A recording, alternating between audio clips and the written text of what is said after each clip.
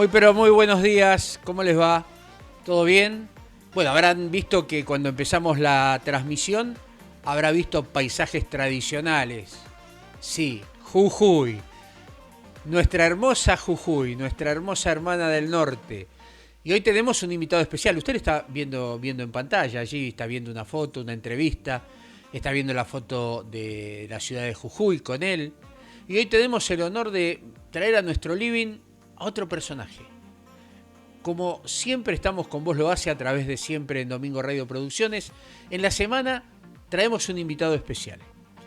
Hoy el invitado especial es el señor Hugo Horvat, que es el presidente de la Democracia Cristiana Jujeña.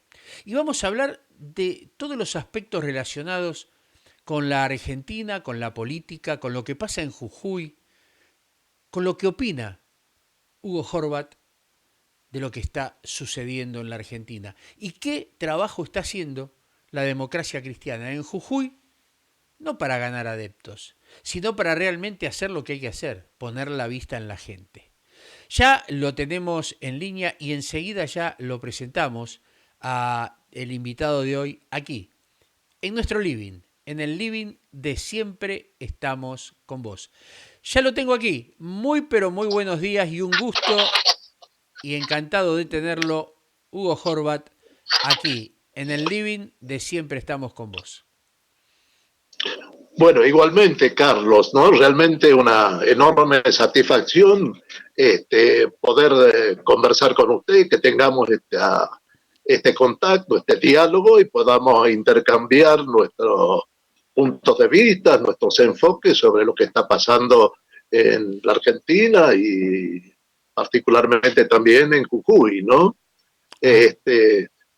Yo lo que plantearía como modo introductorio que lo que ocurre en Jujuy no es ajeno, digamos así, ni tiene una particularidad respecto a todo lo que está ocurriendo en el país, ¿no? El tema particularmente del coronavirus, la cuarentena, yo creo que es algo general, algo que está digamos que incumbe tanto a nivel nacional como a la población de la provincia de Jujuy.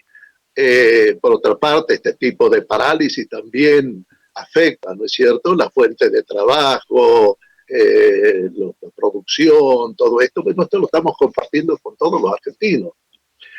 Creo que sí es importante que dentro de esta mirada podamos reconocer, digamos, un proceso, porque a veces nos focalizamos en la coyuntura y no llegamos a percibir, digamos, lo que nos viene ocurriendo. Y luego, ¿no es cierto? Si vemos la coyuntura es como ver una pelota en el aire, pero no vemos todo el proceso, ¿no? Una película nos mostraría si la pelota está subiendo o está bajando. Eh, yo creo que una vez conversaba con una persona, un dirigente, un líder de la democracia cristiana muy querido por muchos y muy siempre recordado, ¿no? Con Horacio Sueldo. Y él me decía, mira, sí, él me decía, mira, cuando nosotros vemos una crisis en un año, otra crisis otro año, otra crisis en otro año, y así sucesivamente. Esto no son crisis puntuales, sino que están marcando una tendencia, digamos así, una tendencia hacia declinante, digamos así, en términos de que está caída, una caída, digamos, de lo que ocurre en el país. Me pareció realmente una visión muy, muy esclarecedora la que nos dio en ese momento Horacio. Pero ello lo tendríamos que relacionar con otros aspectos más, ¿no? No solo la crisis económica, de la cual podemos hacer una breve referencia, sino también la crisis educativa. Fíjese usted que, por ejemplo, todas las evaluaciones que se han hecho, da que Argentina está muy por debajo del resto de los países, las evaluaciones estas que se han hecho, ¿no? Y tenemos un nivel muy bajo en materia de las evaluaciones sobre educación. Pero yo quiero hacer una salvedad. esas, digamos, evaluaciones que se hacen, que se dice sobre educación, en realidad sobre el nivel de instrucción que tienen los argentinos, ¿no? Sobre el nivel de instrucción que se tiene en las escuelas. Pero instruir no es educar, esto tenemos que tenerlo clarito. Instruir es dar conocimiento, ¿no? Llenar la computadora, la cabeza de datos, pero eso no implica educar. Educar es formar a la persona, ¿no? Educar es formar la personalidad para que luego esa personalidad madura pueda afrontar los problemas que le va a plantear la vida, que no son solo problemas de orden económico, sino también problemas de convivencia, problemas de orden moral. ¿eh? En esto también tenemos una declinación en la cuestión educativa. En el ámbito político lo estamos viviendo también con toda la atomización de los partidos políticos. Yo diría, hay un proceso de descomposición de las instituciones en general. Entonces, en ese proceso de descomposición, claro, pueden haber acuerdos coyunturales por una cuestión electoral, pero si vemos, los partidos políticos están atomizados en su mayoría. Por ahí son acuerdos de intereses coyunturales, pero no hay, digamos, una coincidencia, con compartir, digamos, los mismos ideales, los mismos principios, las mismas estrategias. Entonces acá también hay una atomización. Y hay atomización, hasta lo vemos en los clubes de fútbol, en la AFA, en todo esto, los sindicatos también, ¿no? Entonces todo esto está marcando un proceso de declinación social, económica, política, cultural de lo que les ocurre a los argentinos. Lo interrumpo. Mire, para ponerle... Sí. Lo interrumpo. Sí, para poner... Usted se ha manifestado con el tema de la educación y obviamente una cosa es educar y otra cosa es enseñar. La educación primaria está en la célula fundamental que es la familia. Si en la familia no hay una unión, no hay una perseverancia hacia la criatura para educarla, es muy difícil que cuando llegue al nivel de enseñanza esto se pueda subsanar. Yo creo que hay que recuperar esa base fundamental que son los principios que debe regir a una familia, ¿no? Sí, totalmente de acuerdo. Mire, nosotros vemos también, por ejemplo, el tema familia, ¿no? Yo creo que no creo, objetivamente hay toda una estrategia, digamos, que es de nivel global también, que se repercute en varios países, ¿no? En casi todo el mundo. Hay una estrategia de destruir la familia, de destruir los valores religiosos, de destruir los valores morales, etcétera, etcétera. Eso es algo que está ocurriendo, no es algo casual en la Argentina, esto está ocurriendo en el mundo, ¿no? Y lamentablemente aparecen estas cuestiones como, por ejemplo, digamos así, la de los matrimonios de personas del mismo sexo. Yo no tengo nada en contra de que dos personas quieran convivir y hacer su vida privada. Lo que es gravísimo que se pretendan instalar, institucionalizar modelos para todo el país, me parece una barbaridad, ¿no?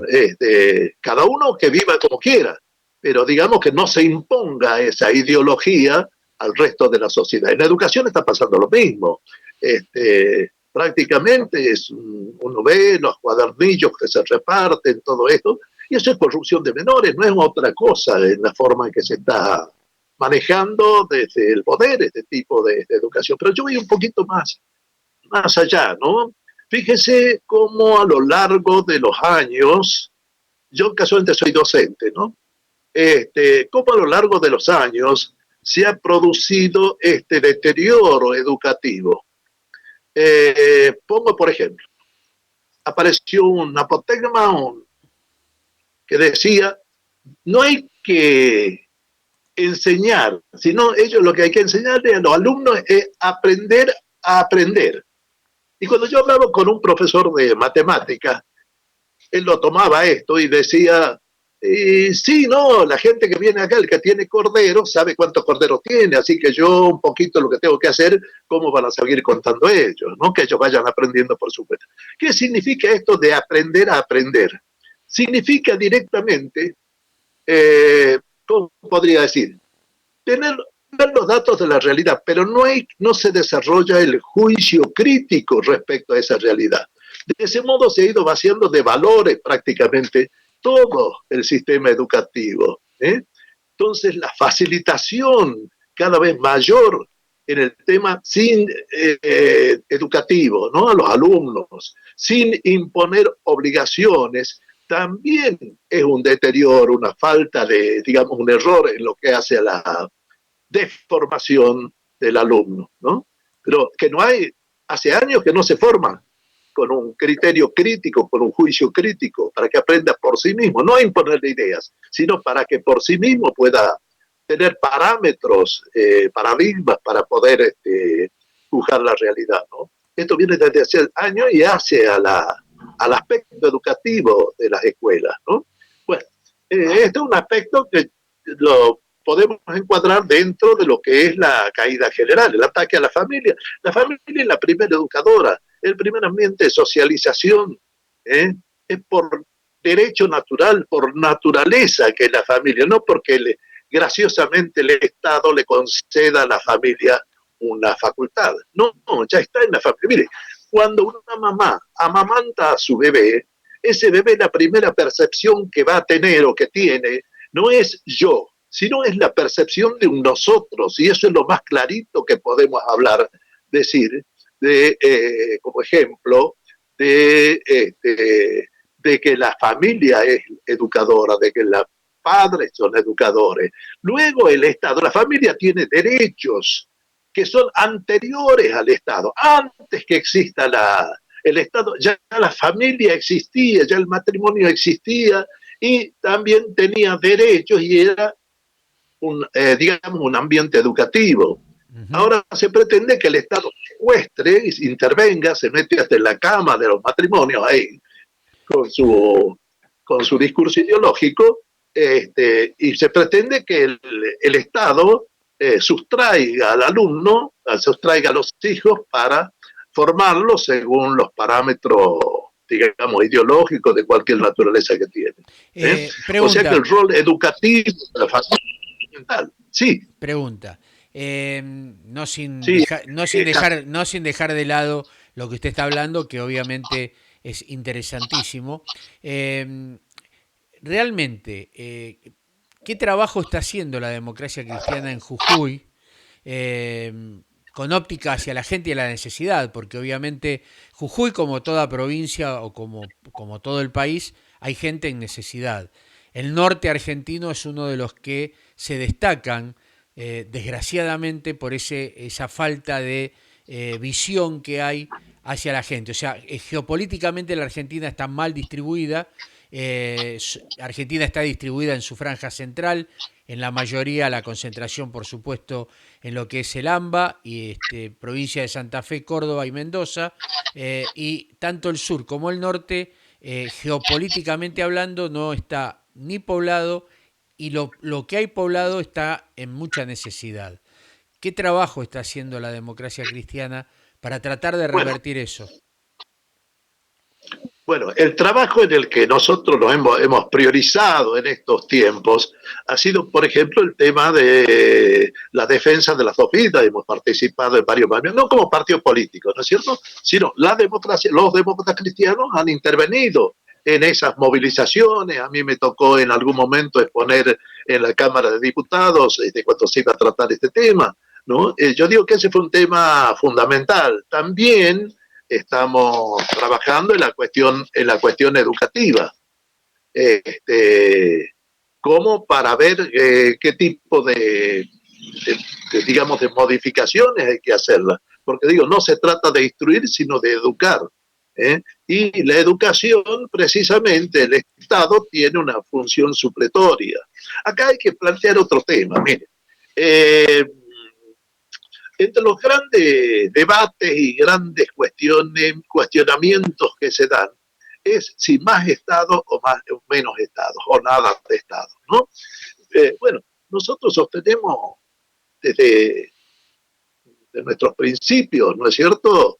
Dos principios fundamentales. El principio del bien común, que no es el bien de la mayoría, sino el bien lo más armónico posible de un pueblo, ¿no? Constituido por personas, cada una que tiene su dignidad, cada una portadora de sus derechos, ¿no? No es una masa, sino constituido por seres conscientes de sus derechos y deberes.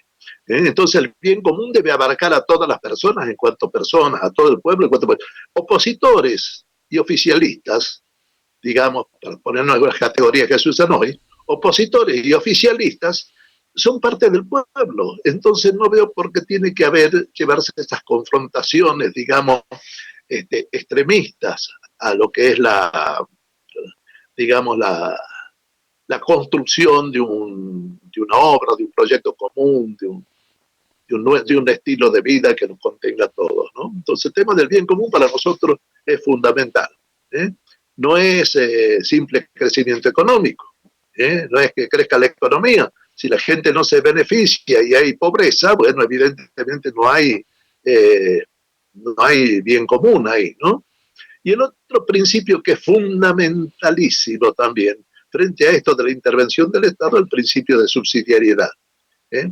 Algunos dicen todo el Estado. El totalitarismo va a tender, es un estatismo extremo, digamos así, donde todo dentro del Estado, nada fuera del Estado, como decía el fascismo en sus orígenes, que creo esta idea. Y por otra parte están los que dicen que el Estado debe intervenir lo menos posible porque, digamos, hay que dejar las fuerzas económicas que ellas mismas se rijan por las leyes de mercado. La ley de mercado son leyes técnicas, no son leyes éticas. Y entonces ahí es donde tiene que entrar a intervenir el Estado. ¿Qué nos dice el principio de subsidiariedad? Expresado sintéticamente, se manifiesta así, ¿no es cierto? Tanto Estado como sea necesario, tan poco Estado como sea posible. Es decir, queremos decir que consiste en la ayuda de las estructuras superiores, pongamos el Estado, a las comunidades menores. No se trata de que las absorba, sino ayuda. ¿Cuándo debe ayudar?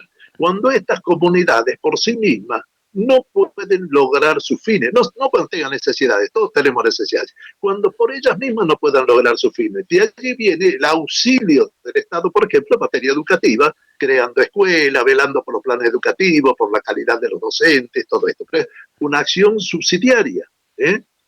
Y esa subsidiariedad no es repartir cosas, esa subsidiariedad, digamos, ese apoyo, termina cuando, si es que debe terminar, cuando esa comunidad menor ha logrado su madurez, su autonomía, o si no tendrá que seguir en la medida que ella no pueda alcanzar los fines.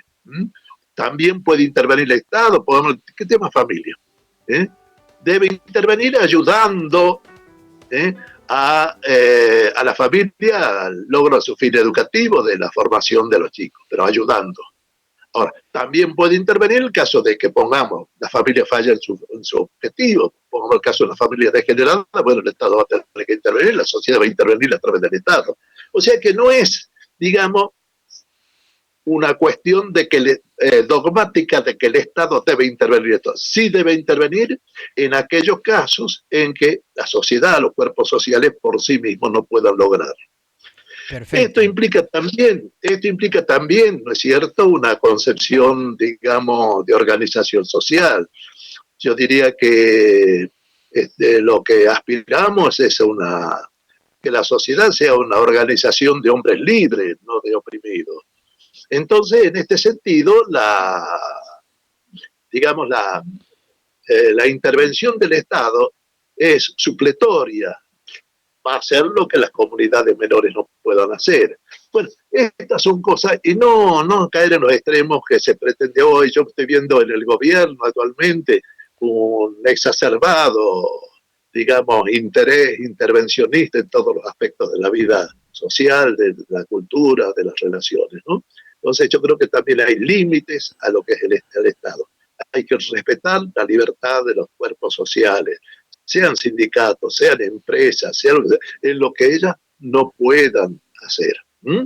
Esto es fundamental porque si no caemos también en esto de los paternalismos propios de los populismos, que le llaman a eso justicia social, que es el reparto, digamos así, de favores. Entonces, el ciudadano deja de ser ciudadano para convertirse, digamos, en un mendigo, digamos así, ¿no? Y se anula con estas políticas populistas, demagógicas, distribucionistas, con sentido paternal, se anula la capacidad de iniciativa de los miembros de la sociedad. Por eso también hay que promover, por eso no se trata del Estado liberal que no hace ni del Estado totalitario que quiere hacerlo solo, sino de un Estado promotor que pueda promover y que se vacíe, digamos, se transmita todo lo que pertenece al Estado, digamos, recursos económicos, lo que fuere, medios de producción, lo que fuera que están estatizados, que no deben ser necesariamente, que se transmita en la cabeza de las sociedades intermedias, ¿no? Hugo. Yo creo que esto es fundamental. Esto es fundamental y nos distingue de esas propuestas que hoy están en danza respecto al estatismo, como escuchamos a un funcionario en los últimos días haciendo una defensa acérrima de ello, ¿no? Hugo, una Sí. pregunta. Aquí en Buenos Aires circuló la versión que Jujuy en primera instancia era una de las provincias que prácticamente no tenía casos de COVID-19. En estos días circuló la versión que han aumentado los casos exponencialmente y se lo culpa al gobernador de la provincia que esta situación se haya escapado de las manos por un viaje que hicieron funcionarios a Bolivia para traer hojas de coca, el coqueo normal que se hace con la gente de la altura para no apunarse, acusando al gobernador Morales de esa situación. ¿Qué nos puede decir usted como jujeño, como hombre que vive allí? ¿Qué es lo que está aconteciendo? Mire, nosotros estamos muy atentos a la cuestión esta del coronavirus, ¿no? Y de cómo se está manejando. Primero hay que tener en cuenta, con respecto a Morales, al gobernador de Jujuy, tuvo una actitud muy acertada incluso al principio de esto. Incluso antes que de Buenos Aires, él ya impuso una cuarentena acá en Jujuy. O sea que eso fue un mérito. Luego esto un poco se escapó de las manos y vamos a ver cuáles son las probables causales. Nosotros somos una provincia de frontera. Cuando hablamos de provincia de frontera no hablamos solo de que tenemos todo el problema migratorio. Por ejemplo, acá hay una fuerte migración boliviana que trae sus productos, digamos, acá, los vende en las ferias, etcétera, etcétera, y que por supuesto no pasan por los pasos oficiales, sino por pasos clandestinos también, ¿no? Entonces esto ya tenemos una situación de difícil control en lo que hace eso. También del área metropolitana llegan productos, vienen camioneros, por ejemplo, trayendo productos al mercado central, ¿no es cierto? Y estos también están haciendo una especie de contaminación, digamos así. Esto ocurre.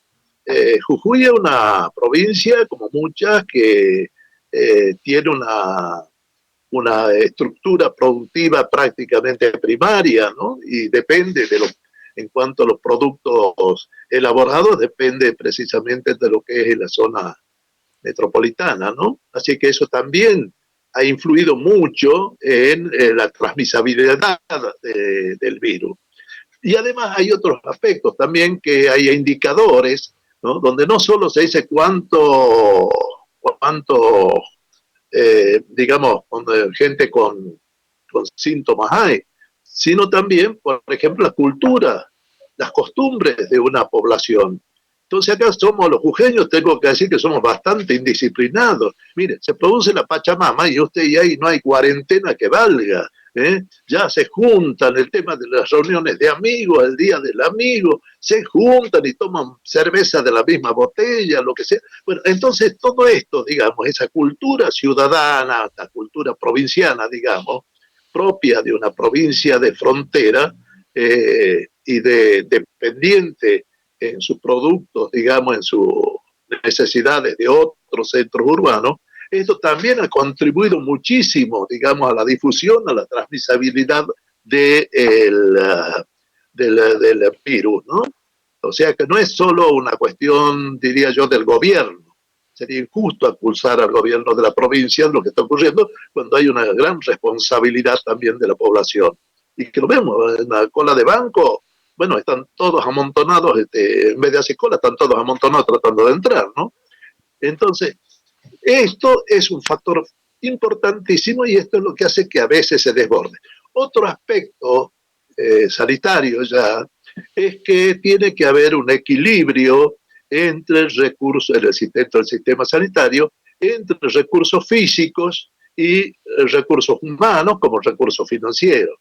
Nosotros somos financieramente débiles, dependemos en gran medida de la coparticipación federal, por una parte. Por otra parte, creo que tengo entendido que hay 120 camas, pero resulta que no hay camas de terapia intensiva para atender, pero resulta que no tenemos los recursos humanos suficientes. O sea, no hay médicos terapistas para atender esa cantidad de camas. Entonces se está pidiendo a otras provincias, incluso se le ha pedido al Ministerio de Salud de la Nación que envíen, que nos colaboren con enviando personal especializado para cubrir el déficit en recursos humanos que nosotros tenemos, recursos médicos, enfermería, todo este tipo de cosas, ¿no? O sea que ese es otro factor que atenta. Después, según más o menos algunas observaciones que realizamos y que consultamos, el otro tema es que, bueno, también en esta época hay enfermedades que son propias de la época, gripes, por ejemplo, en personas mayores, gripes, neumonías, etcétera, etcétera. Entonces ya están ocupando sobre las 120 camas, pongamos que están usando 60 o 40, ¿no? Esto es algo que ocurre sistemáticamente todos los años. Entonces, la cantidad de camas para el coronavirus se ve también disminuida, pero también, reitero, con la falta de recursos humanos. Entonces, todo esto, y yo pongo énfasis en lo que son las costumbres provincianas, ¿no? La indisciplina, digamos también, esto ha contribuido. Yo creo que el gobierno está haciendo grandes esfuerzos en esto. Por eso digo que es injusto,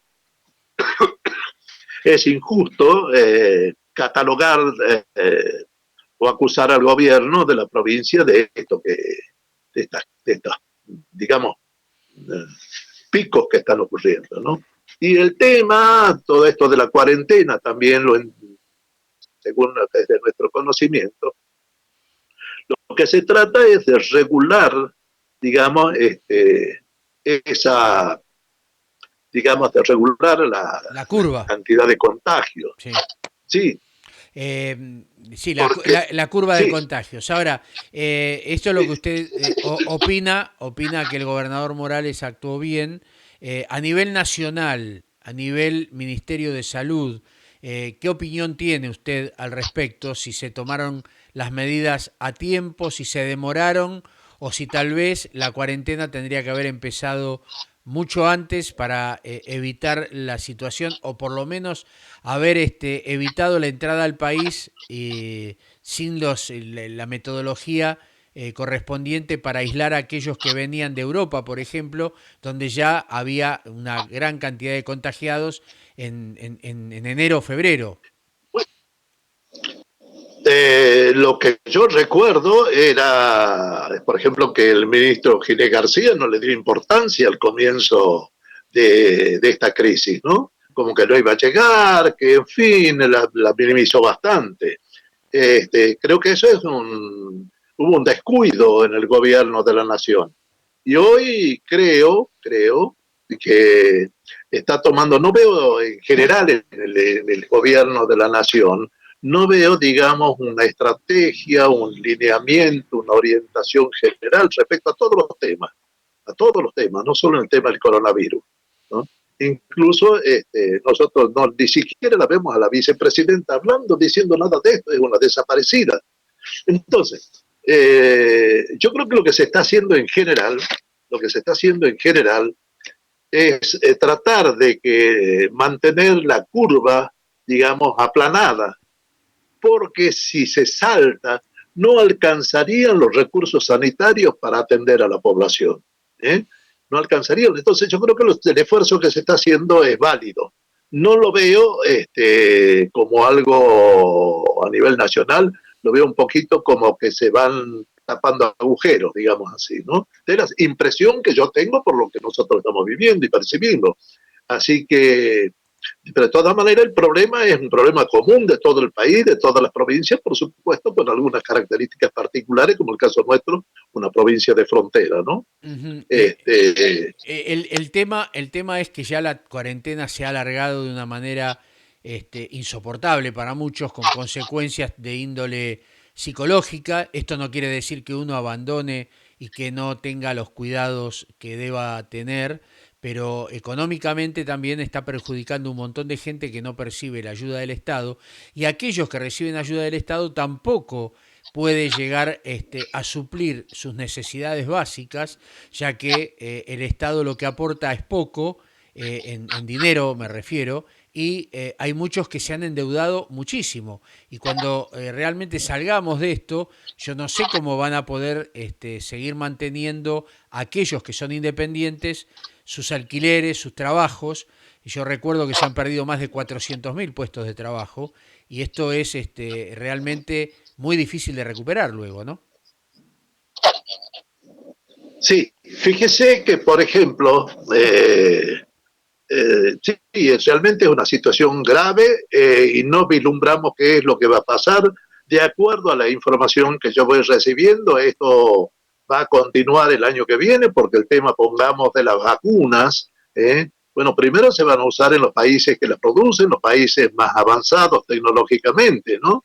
Y luego recién llegarán a los países menos avanzados, digamos así, entonces, no, el tema de la vacuna me parece que en realidad va a ser para el año que viene, va a estar llegando, ¿no? Y todavía no tenemos, digamos, certeza científica digamos, de la efectividad de esa vacuna ni de sus consecuencias, ¿no? Pero esto yo creo que va a durar mucho más de lo que nosotros pensamos que puede ser, que se dice, digamos, 15 de septiembre, una quincena más, porque todavía el tema del coronavirus es una cuestión prácticamente desconocida, prácticamente novedosa, ¿no?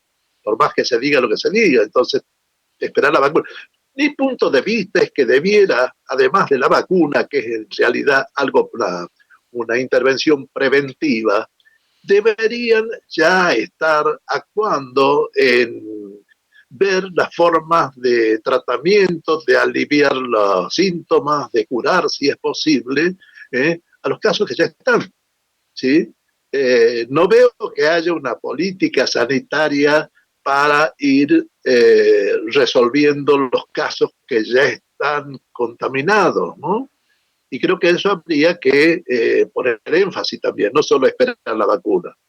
Y otro aspecto, también creo que debería realizarse protocolo por actividad económica según los tipos de, los, de las unidades productivas, ¿no? Según cómo se trabaje, pero debiera haber. Lo más crítico, por supuesto, es el médico. Entonces, si al médico se le da cierta protección, también debiera dársele a un obrero. Habrá que ver cuáles son las particularidades, pero realmente no hay, es como si todo fuera uniforme acá, ¿no? Sí. Otro aspecto es que nuestro partido lo ha planteado recientemente. Bueno, el tema del monotributo. Fíjense que el monotributo es sobre una actividad que se realiza. Es decir, usted trabaja y es monotributista, pero si no trabaja, bueno, no hay objeto para tributar, ¿me entiende? Entonces también el tema del monotributo debería ser eliminado mientras esté prohibido trabajar por las restricciones de la cuarentena, ¿no? Entonces hay varias medidas que se deberían tomar y que se deberían. A mí me preocupa también otro aspecto, ¿no? No sabemos qué va a pasar después de esta. Sabemos que vamos a entrar en una crisis económica, financiera bastante aguda después que termine esto. El otro día me preocupó muchísimo cuando el presidente dijo que no les interesan los planes. Fíjese la barbaridad, como no, casualmente cuando usted no tiene recursos, tema de planificar una actividad significa tengo pocos recursos y muchas demandas, digamos así, muchas necesidades. Entonces, ¿cómo voy a usar los recursos para satisfacer, escasos para satisfacer esas necesidades? Ya tendría que estar previéndose qué es lo que, cómo va a seguir esto. Dicen, no quieren, no, el presupuesto de la nación, que entiendo no ha sido enviado todavía al Congreso, ¿no? El presupuesto de la nación es un plan financiero anual. O sea que estamos en plan financiero anual. Entonces dicen, bueno, vamos a copiar el plan, el presupuesto del año anterior. Entonces me está diciendo el señor Fernández que va a repetir el presupuesto que tenía el señor Macri, o sea, el plan económico financiero que tenía Macri. Fíjese las barbaridades en las que estamos inmersos en estos momentos. Que el propio presidente dice, no me interesan los planes. En consecuencia, no manda proyectos. En consecuencia, no sabemos cómo vamos a salir de esta crisis. Esto es un tema también, digamos, bastante preocupante. Sí, sí. Usted me preguntaba, sí, escucho. No, no, dígame lo que me iba a decir.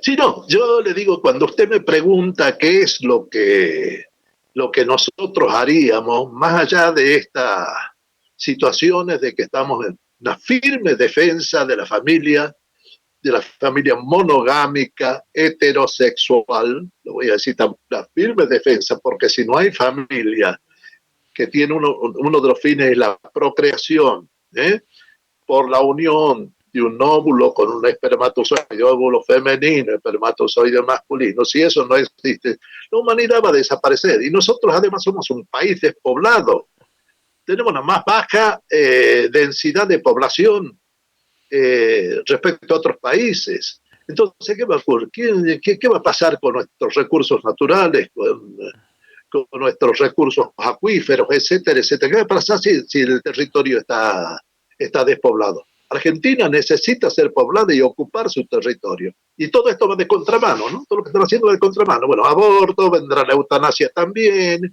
viene el tema del matrimonio homosexual, que yo hace 30 años atrás leí un artículo donde se decía que el matrimonio de personas del mismo sexo iba a ser una de los mecanismos, una de las medidas que se iba a tomar para el control poblacional. Y en esto quiero agregar algo más. ¿eh? Lo que se plantea es exterminar personas porque no se las puede alimentar por lo que fuere, ¿no? Por derecho, por el discurso que quieran darle. Y fíjese que la mejor forma, y esto está dicho por un economista, premio Nobel de hace unos pocos años atrás, Amartya Sen, él dice que la mejor forma, por experiencias que han realizado, experiencias que se han hecho en distintas localidades, particularmente en la India, en distintas poblaciones, la mejor forma de controlar el crecimiento demográfico es mediante la promoción de la mujer para que porque la mujer analfabeta, por supuesto, hay que alfabetizarla, hay que darle la posibilidad de que tenga su propio patrimonio, hay que darle la posibilidad de que pueda crecer. Bueno, la mejor forma de control de la natalidad, de modo natural, digamos así, sin recurrir a estas carnicerías que son los abortos, es precisamente la elevación de la mujer, la elevación de las condiciones de vida de la mujer y su emancipación económica, etcétera, etcétera. Esto lo que ha producido, según Amartya Sen, es una disminución importante de las tasas de fecundidad. O sea, si usted quiere controlar la población porque hay exceso de población, lo que fuere, bueno, eleve las condiciones de vida de la mujer, ¿sí? Y esto hace que caigan las tasas de fecundidad, no de natalidad, de fecundidad. ¿Mm? Entonces, estamos acá totalmente de contramano de nuestras propias necesidades, en algún momento, muchos se quejan digamos, de las invasiones, estos nacionalistas extremos, ¿no? De la invasión, de que hay un 7, un 8, un 10% de tierras y de recursos naturales en manos extranjeras. Bueno, esto va a seguir si nosotros no poblamos nuestro país, si los argentinos no nos hacemos cargo de nuestra casa. ¿Mm? Entonces, esto es un factor fundamental, un elemento fundamental que nosotros firmemente estamos contra el aborto, firmemente estamos a favor y promovemos y vamos a defender el matrimonio heterosexual, que tiene por fin la procreación, la educación de los hijos. Vamos a defender a la familia como la primera sociedad educadora, y no el Estado. Al Estado, por ahí hay que empezar a ponerle el límite. Y otro tema que tenemos que hablar, se habla mucho de derechos humanos, los derechos. Los derechos no son una cuestión caprichosa. No es porque a mí me gusta algo, eso es un derecho.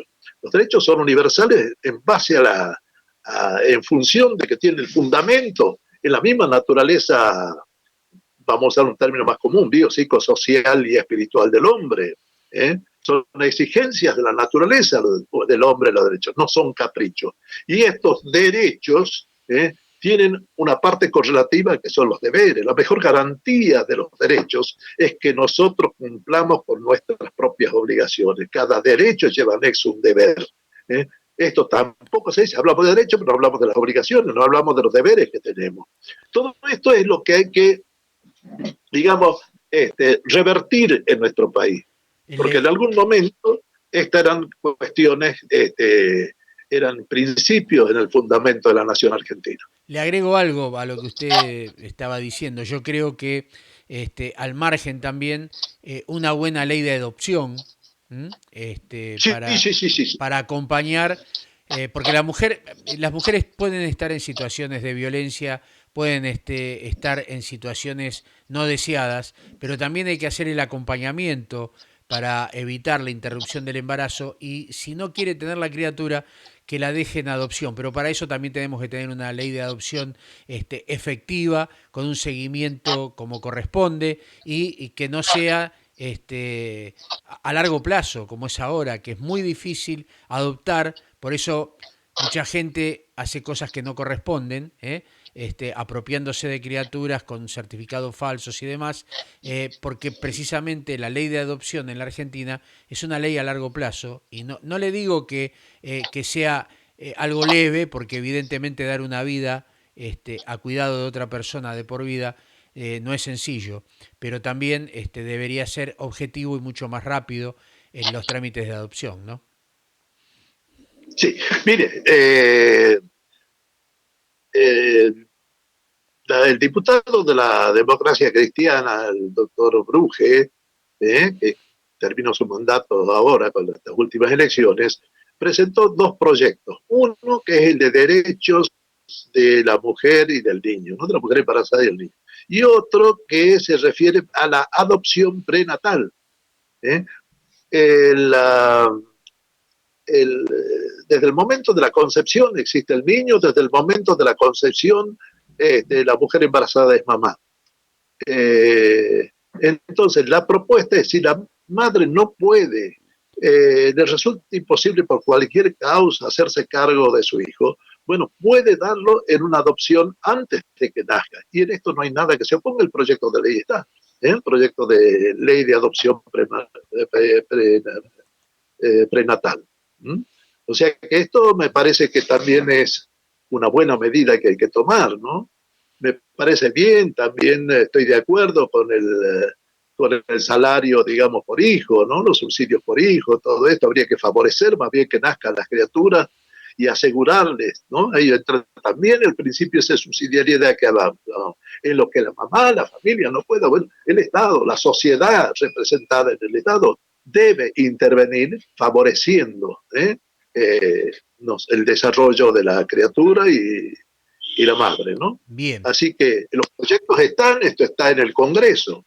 Después también quiero recordar algo, ¿no? Nosotros tenemos una amplias coincidencias dentro del partido y particularmente Jujuy con el partido en la ciudad de Buenos Aires, ¿no? A cargo de Carlos Trabulsi. En esto hemos tenido grandes coincidencias en las tareas respecto a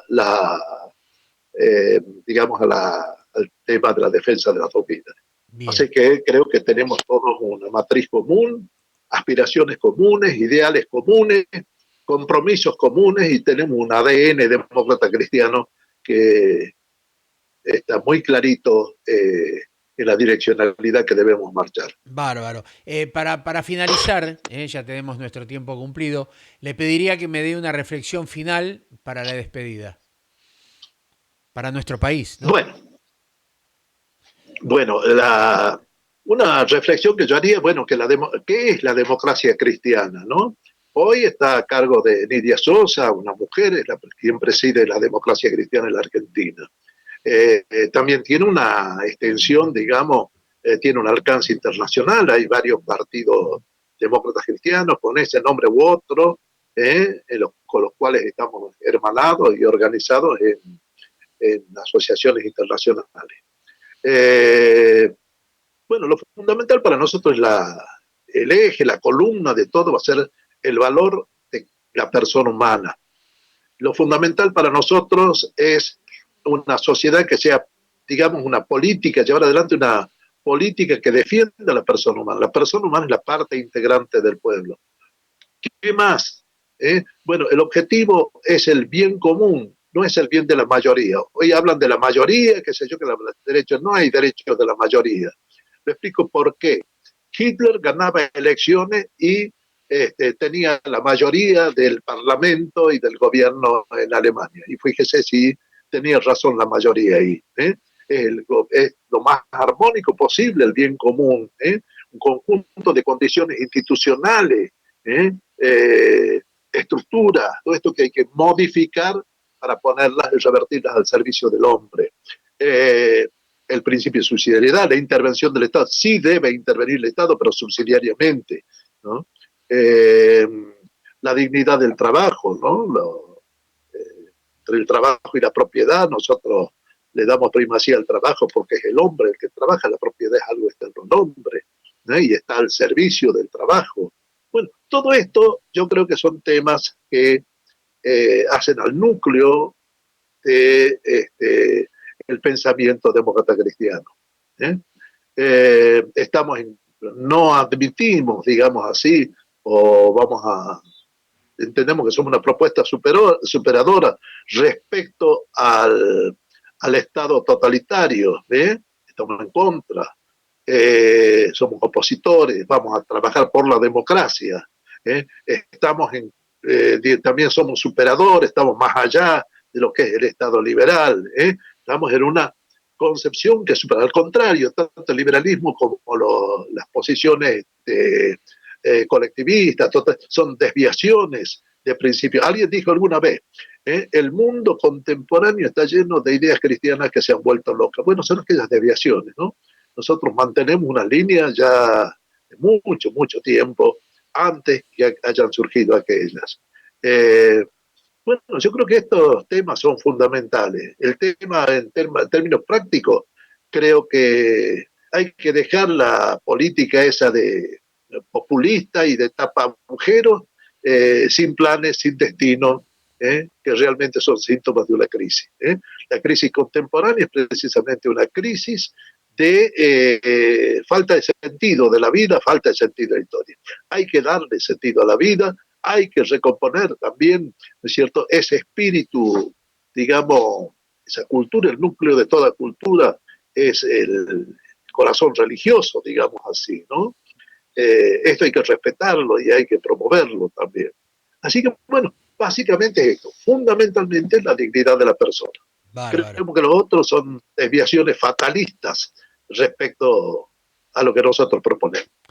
Hugo, ha sido realmente un placer, Hugo Horvat, presidente de la Democracia Cristiana de Jujuy, estar en contacto con usted, estar con esta provincia hermana, hablando y charlando con un representante que realmente tiene la vista en la gente, ¿no? Como lo tiene la democracia cristiana y que está trabajando para volver y estar en los lugares que debe estar la democracia cristiana, en el Congreso, hacer sentir su voz como corresponde y tener una perspectiva más de lo que es la necesidad de la gente, poner las manos en el arado y por sobre todas las cosas volver a los valores que tanto los argentinos deseamos, ¿eh? Que es el amor a la patria, el amor a Dios, el amor a la familia, y tener esa visión de vivir en paz, en tranquilidad y en armonía. Muchísimas gracias, Hugo, por haber estado compartiendo con nosotros este espacio. Bueno, muchas gracias, Carlos. Siempre vamos a estar sosteniendo la primacía de la ética sobre la política, ¿no? Así que esta es una de las banderas nuestras. Muy amable, muchas gracias por todo. No, no, mis respetos a usted y a todo el pueblo jujeño. Un gran abrazo de mi parte. Gracias. Gracias. Pasaba por nuestro programa el señor Hugo Horvat, presidente de la Democracia Cristiana Jujuy. Yo los invito a ustedes el día sábado, Dios mediante, estar con nosotros Siempre estamos con vos a partir de las 10 de la mañana, en el nuevo horario de 15 a 17 horas. Allí tendrán un resumen semanal, un magazine de todo el acontecer semanal. De mi parte, muy pero muy agradecido de haber estado con nosotros, de haber escuchado este reportaje y como siempre, en la semana, siempre estamos con vos, les brindará una persona, un personaje que hablará con distintas ópticas de lo que acontece en nuestro país y la necesidad de la gente. Muchísimas gracias. Hasta el sábado, cuando digamos, hola, ¿qué tal? ¿Cómo les va? Buenas tardes. Siempre estamos con vos en una producción de Siempre en Domingo Radio Producciones. Un gustazo. Chau. Dios los bendiga. Pásenlo espectacular.